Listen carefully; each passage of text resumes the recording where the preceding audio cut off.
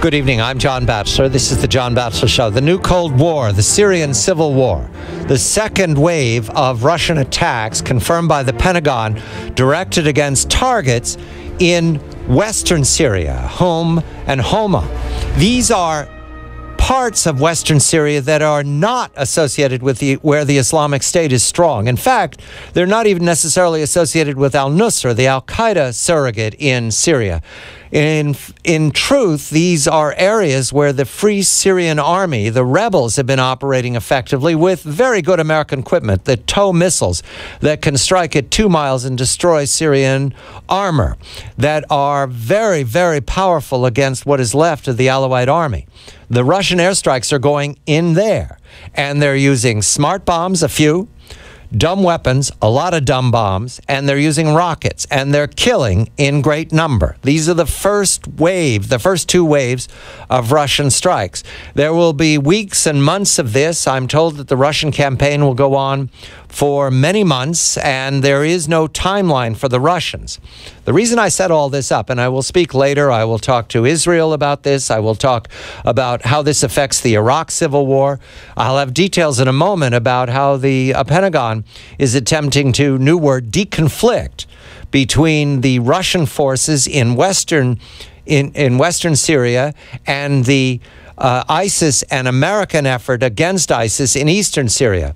However, I'm going to turn to politics right away because this changes the landscape for the presidential contest, especially for the Republicans. It's a large field, less so for the Democrats. They have a sitting president and he's in charge of foreign policy, and we can expect that the Democratic candidates will be defensive and careful in making remarks because the president is their leader. Mona Charen of the National Review Online joins me. Mona, a very good evening to you. We have a war-fighting environment. You and I recognize this from the 20th century. We're children of the First Cold War, where Moscow and Washington choose a battlefield and support surrogate forces and pour everything of intelligence, advisors, weaponry into that battlefield. Certainly that described Vietnam. It described Korea 50 or 60 years ago. It described Afghanistan as the American CIA poured weapons into the hands of the resistance in Afghanistan before the Russians, the Soviets, retreated. That was the end of the Soviet times. So we're seeing a battlefield we recognize. Your measure, how does this change or affect the Republican field? Good evening to you, Mona. Good evening, John. Very good to be with you.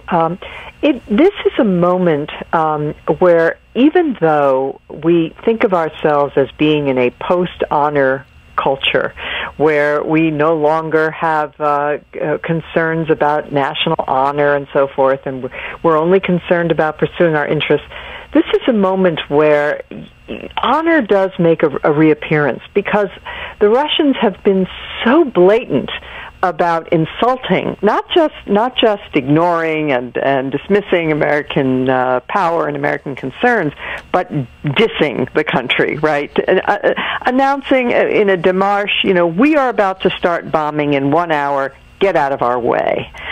And that gets people's attention. There are many Americans who have not been paying close attention for a while to foreign policy, who are sort of sitting up a little straighter today and saying, what the heck is going on in the world? And the presidential candidates for the Republicans are looking at this, and they're looking at opportunity.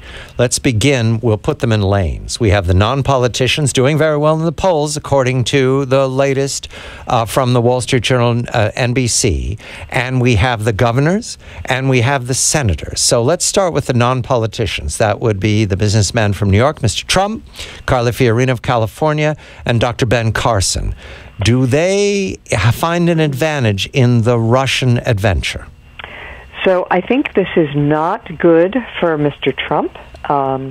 As you and I have discussed before, Mr. Trump is very inexperienced in this area. He regards everything as a matter of deal-making and tends to put everything into the frame of, is it a good deal or a bad deal?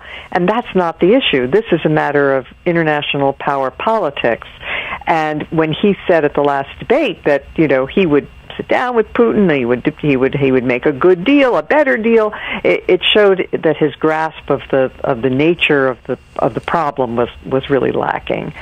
I think this is also a problem for one of the other non-elected candidates, namely Ben Carson. Greatest respect for him as a human being, as a physician, and so forth. But his record on foreign policy is, of course, nil, and his statements on foreign policy have been a little disturbing.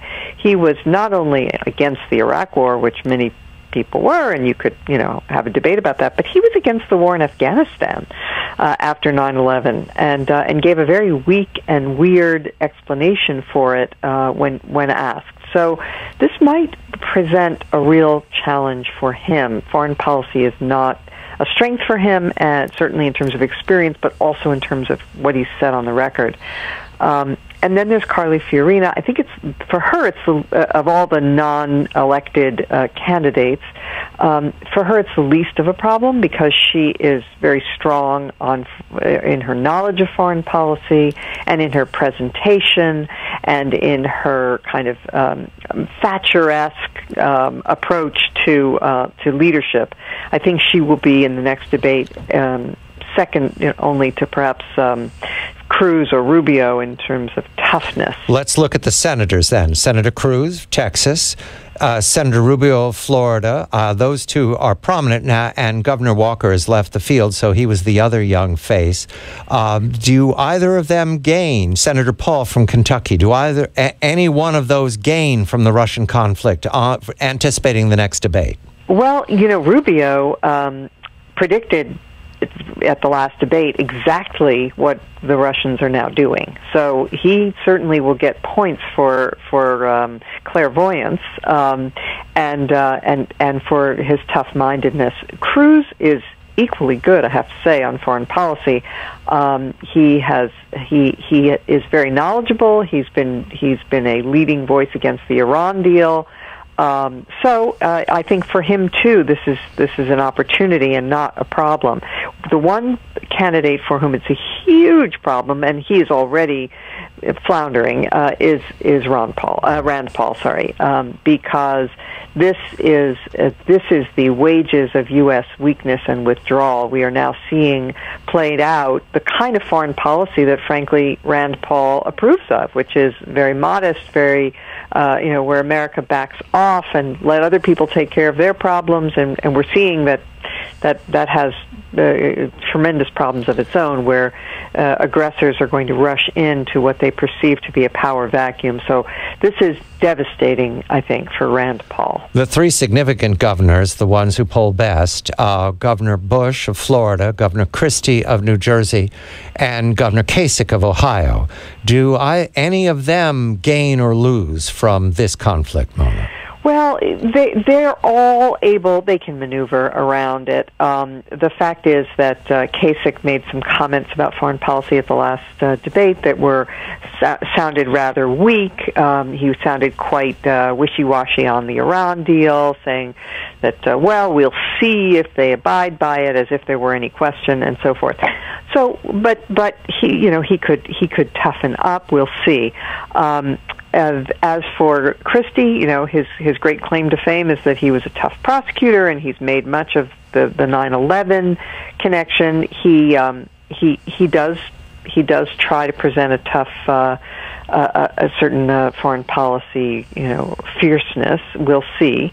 And for Jeb Bush, here's the thing: Jeb has been all over the map. He's been running away from his brother's record. Then he's embraced his brother's record. He has no clear foreign policy ideas that people associate with justice. Almost as if he avoids the topic because he thinks it polls poorly for it. Exactly. And things have changed. Does he change now? The Bushes do have claim to the first Cold War. I mean, his father fought the first Cold War. Yes, although Not as well as Reagan, in my opinion, but anyway. On his watch, Mona. On his watch. Yes, that's true. That's true. So yeah, and look, it's not necessarily damaging to Jeb Bush, but if he, provided he can get out of his own way, he's stumbled so often on foreign policy questions. He seems afraid of making a mistake, and so he stumbles and fumbles and doesn't provide a clear message about what he thinks about America's position in the world, how he would conduct foreign policy, where he thinks the current administration has gone wrong, and so I think if he can clarify things, if he uses this opportunity to clarify his message, then perhaps he can get some traction. But I'll mention Governor Huckabee quickly, because at no point has he ever spoken of foreign affairs. Forgot about him. Well, I haven't, because he's mentioned Israel, but that is not pertinent to taking on the Great Bear. Just quickly, Mona, we have about 30 seconds. Does this favor the Republicans in some new way? National security as a major story. The American people are very commonsensical, and when they're under attack, they reach for strength. Yes, it would seem to, although, you're going to hear people say that this is not America's problem. This is going to be both the liberal Democrats and the libertarian Republicans are going to say, if Russia wants to put a target on her back and take over the job of fighting ISIS, which of course they're not, as I'm sure will point out soon, they're fighting the Democratic opposition in Syria. The people we paid for, yes. And so with the Democrats, I think Mr. Friedman of the Times has already moved that story very quickly in his column. There you go. Yes, right, exactly. So the Republicans, not necessarily unless they take advantage of it. In other words, do you regard this as an opportunity, Mona? I think absolutely it's an opportunity, and it relies upon a clear-eyed and an accurate diagnosis of how we got to this problem. It didn't just fall from the skies. It is the result of the weakness and the withdrawal and the tepidness of this administration. Mona Charen of the National Review Online. The word deconflict, I'm told by a correspondent that it is not a new word for military parlance. What is new, and we will learn next, is that it's become a euphemism for doing nothing. I'm John Batchelor.